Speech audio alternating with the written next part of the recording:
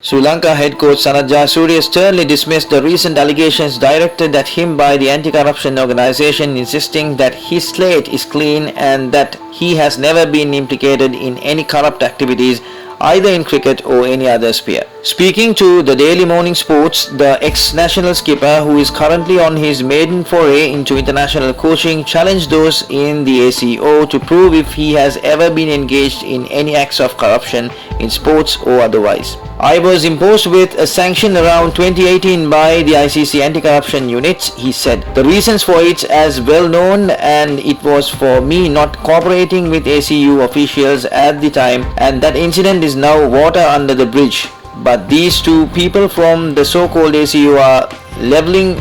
spurious charges against me, saying that my appointment as national coach is illegal. I challenge them to prove as to how it has become unlawful, Jayasuriya pointed out. The ACU, represented by its president Lionel Nawaragodagedara and its convener Samantha Hewabandula, alleged that in view of the former explosive opener being imposed with a 2-year suspension from all cricket, ICC's ACU was ineligible to function as the national team head coach. They levelled this allegation during a media briefing held at the Public Library Auditorium in Colombo Thursday the 24th. The duo further charged that besides the sanction imposed on the Southpaw 7 years ago by ICC, he also does not possess requisite qualifications to be appointed to his current post in the first place. Hence, they found the fault with Sports Minister Sunil Kumar Gamage for having either knowingly or unknowingly overlooked the slogan of anti-corruption, which had been the platform under which NPP government had been swept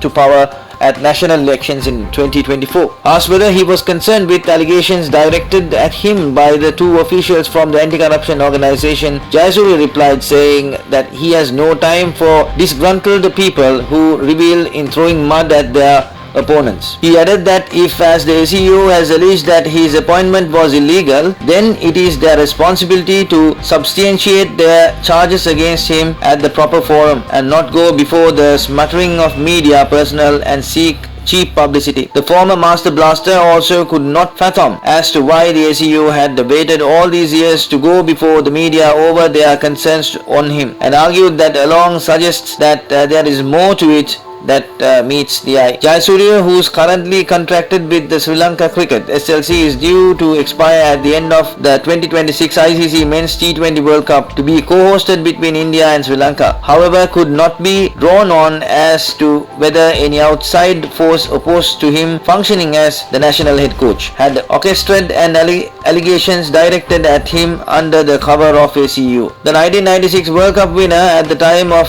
the incident had insisted to the ICC's anti-corruption unit that he had not engaged in any corrupt activity but had nevertheless opted to accept the 2-year ban imposed by the globally body due to his love for the game. The ICC ACU had charged Jayasuriya back in 2018 over his perceived failure to cooperate with its officials after he had refused to hand over his communication devices when he was asked for them. Under the ICC Anti-Corruption Code, the Anti-Corruption Unit can seek bank details, phone records and assets, including the prompt handover of communication devices from players, match officials and administrators, with such persons being in line to be charged over their refusal to comply.